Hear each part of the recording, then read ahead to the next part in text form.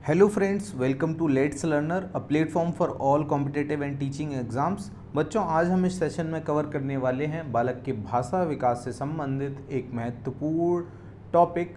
जिस टॉपिक से दो प्रश्न बनते हैं। एक प्रश्न आपका बाल विकास में आता है और दूसरा प्रश्न आपके भाषा के अंतर्गत हिंदी के सेक्शन में आता है। तो आइए फटाफट से इस टॉपिक को कवर करते हैं। और चलिए, तो बालक के भाषा विकास को बच्चों यहाँ पर चार भागों में विभाजित किया गया है। पहला है स्वनिम, दूसरा है रूपिम और तीसरा है वाक्य विन्यास और चौथा है अर्थ विन्यास। ये चार भागों में विभाजित किया गया है। हम स्वनिम से शुरू करेंगे। चलिए, तो स्वनिम जैसा कि नाम है वैसा ही काम है। स्वनिम मतलब स्वर और ध्वनिम मतलब ध्वनि। ठीक है। जो बच्चा होगा 2-3 महीने का गोलू है ये, तो ये क्या निकालेगा? जैसे आ, क, प, फ ऐसी ध्वनियाँ निकालेगा। ठीक है। ये क्या होगी? ध्वनि। भाषा की सबसे छोटी इकाई क्या होती है? ध्वनि होती है। ध्वनि या स्वर। ठीक है। आ, ई, ये आप एग्जाम्पल्स लिख लेना। यह ध्वनि की सबसे छोटी इकाई होती है। इसका खुद का कोई मतलब नहीं होता है। बालक शैशवावस्था में ऐसी भाषा निकालता है। जैसे आ, ई, क, पी, तो इनका क्या होता है? ये गोलू है। ये गोलू ऐसी भाषा निकाल रहा है। ठीक है। 3 महीने का गोलू है। अब बढ़ते हैं अगले की तरफ। अगला क्या है? रूपिम है। रूपिम में क्या होगा बच्चों? जैसा कि नाम वैसा काम। ठीक है। ये सबसे छोटी अर्थपूर्ण इकाई होती है।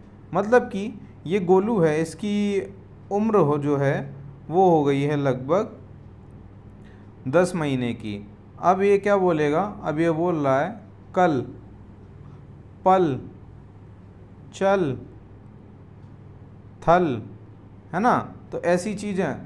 और इनको क्या, ये वर्णों से मिलकर बनना है। किससे मिल रहा है? वर्णों से मिलकर बनना है। आइए चलिए इसको पढ़ते हैं, थ्योरी को।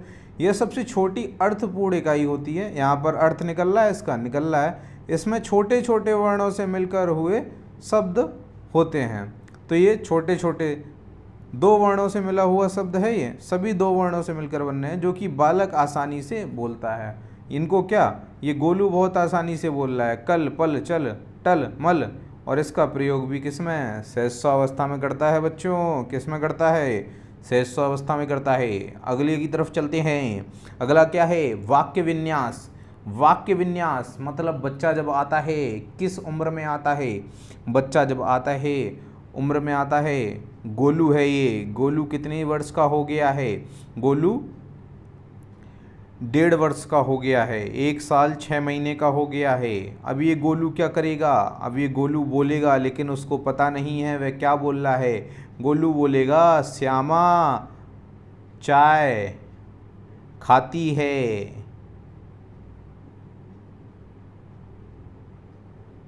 ना?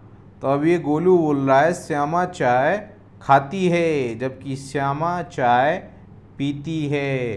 तो यहीं पर क्या हो जाएगा? ये वाक्य तो बोल रहा है, लेकिन क्या उसका अर्थ नहीं निकल रहा है बच्चों। क्या नहीं निकल रहा है? उसका अर्थ नहीं निकल रहा है। आइए चलिए पढ़ते हैं। शब्दों का ऐसा समूह जिसके वाक्य बना हो और उस वाक्य का कोई अर्थ हो या नहीं हो, वाक्य विन्यास कहलाता है। मतलब कि उसका कोई अर्थ नहीं होता, हो या ना हो, वाक्य विन्यास कहलाता है। बच्चा क्या बोलने लगता है? वाक्य बोलने लगता है, सही हो या नहीं हो। अब अगले में चलते हैं। अगला है यहाँ पर अर्थविन्यास। अर्थविन्यास में बच्चों क्या है? अर्थविन्यास में वह सही बोलने लगता है। यहाँ पर बोलेगा श्याम चाय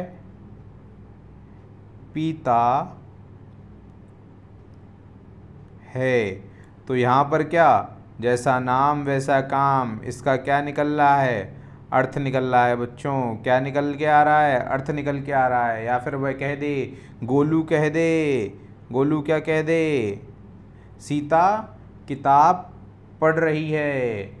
ठीक है। तो ये किस में चला जाएगा? अर्थविन्यास में। ठीक है। और अगर गोलू वहीं कह दे सीता किताब लिख रहा है तो वह किस में चला जाएगा बच्चों? वाक्य विन्यास में चला जाएगा, क्योंकि वाक्य वह सही नहीं है, वाक्य विन्यास में जा रहा है वो। जब अर्थ विन्यास, जब उसका वाक्य का कोई अर्थ निकलेगा तो वह किस में जाएगा? अर्थ विन्यास में जाएगा।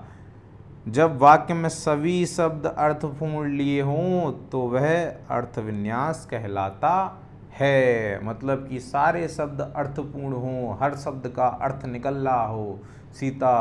सीता चाय पी रहा है तो उसमें कोई अर्थ नहीं निकल रहा है, और जो सारे शब्द हैं वो सही नहीं हैं, तो वह किस में चला जाएगा बच्चों? वाक्य विन्यास में चला जाएगा। तो ये तो हुई यहाँ तक की बात। आइए चलिए थोड़ी सी और बात आपको बताते हैं।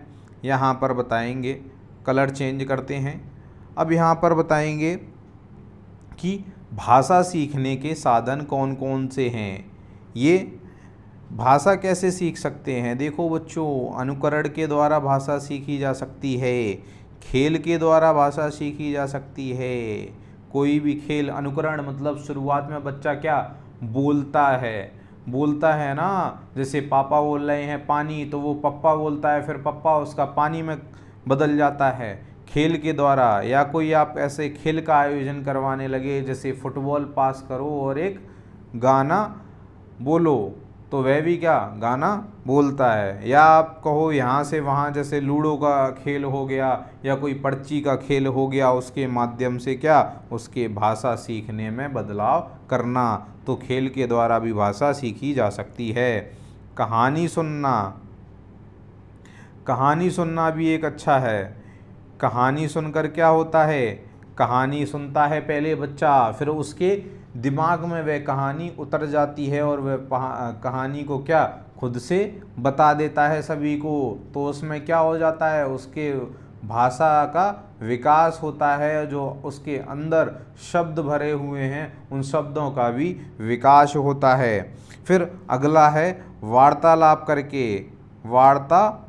करके। आप लिखते जाना, यहाँ पर मैं लिख नहीं पा रहा हूँ। वार्तालाप करके मतलब आप बच्चे से क्या करो, बात करो, तो वो क्या कुछ शब्द जो आप बोल रहे हो, जो शब्द उसके दिमाग के अंदर नहीं हैं, वो शब्द क्या आपसे सीख लेगा, और वार्तालाप में भी वह क्या नए नए शब्दों को सीखेगा। और वहीं अगला जो है वह है प्रश्नोत्तर।